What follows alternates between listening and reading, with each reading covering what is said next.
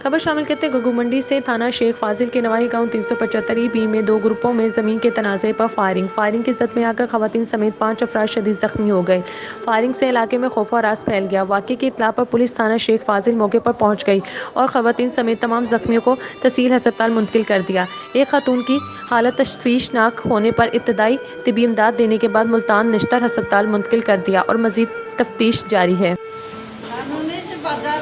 ਅਸੀਂ ਜਨਾਬ ਛਡਾਉਣ ਵਾਸਤੇ ਆਏ, ਰਾਜੀਨਾਮੇ ਵਾਸਤੇ ਆਏ ਵੀ ਪਹਿਲੀ ਵੀ ਸਾਡਾ ਕਬਜ਼ਾ ਅਸੀਂ ਵਾਹਨੇ ਅੱਗੇ ਵੀ 20 ਸਾਲ ਹੋ ਗਏ ਵਾਹਨੇ ਠੀਕ ਨੂੰ ਪੈਸੇ ਕੱਢ ਹੀ ਬੈਠੇ ਨੇ ਇੰਤਕਾਲ ਸਰਕਾਰ ਜੀ ਉਹਨਾਂ ਨੇ ਇਹਨਾਂ ਦੀ ਲੜਾਈ ਹੋਈ ਸਾਨੂੰ ਮਤਲਬ ਪਤਾ ਲੱਗਾ ਸੀ ਪਾਛੂ ਪਿੱਛੇ ਉਹਨਾਂ ਸਾਨੂੰ ਫੈਰ ਕੱਢ ਮਾਰੇ ਅਸੀਂ ਉਹਨਾਂ ਨੂੰ ਇਨਵਾਈਟ ਕਰਦੇ ਲਿਆਕੀ ਭੱਟੀ ਦੇ 5 ਮੁੰਡੇ ਨੇ ਉਹ ਪੰਜੇ ਨਾਲ ਸੀ ਭਰਾ ਵੀ ਪੰਜੇ ਲਿਆਕੀ ਭੱਟੀ ਦੇ ਨਾਲ ਪੁਲਿਸ ਵਾਲੇ ਖੜੋ ਕੇ ਕੋਲੇ ਸਾਰੀ ਵਾਰਦਾਤ ਕਰਾਈ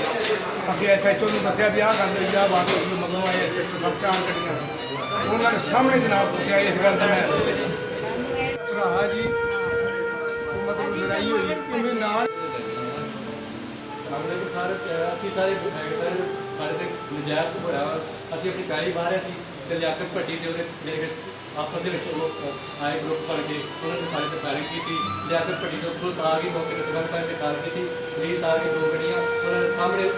ਮੈਨੂੰ ਉਹਨਾਂ ਨੇ ਕੁੱਟਿਆ ਮੁੜ ਕੇ ਮੇਰਾ ਅੱਬੂ ਸੀ ਉਹਨੂੰ ਕੁੱਟਿਆ ਮੇਰੀ ਵਾਲਦਾ ਨੇ ਫੈਰ ਮਾਰਿਆ ਸਾਹਮਣੇ हर जगह इतों बचा हर जगह तो साढ़े देखो सब के फैर बजे अभी भाजते सा आप बजुर्ग ने मेरे सारे भजे अभी तो साढ़े पिछों फैर बजे ने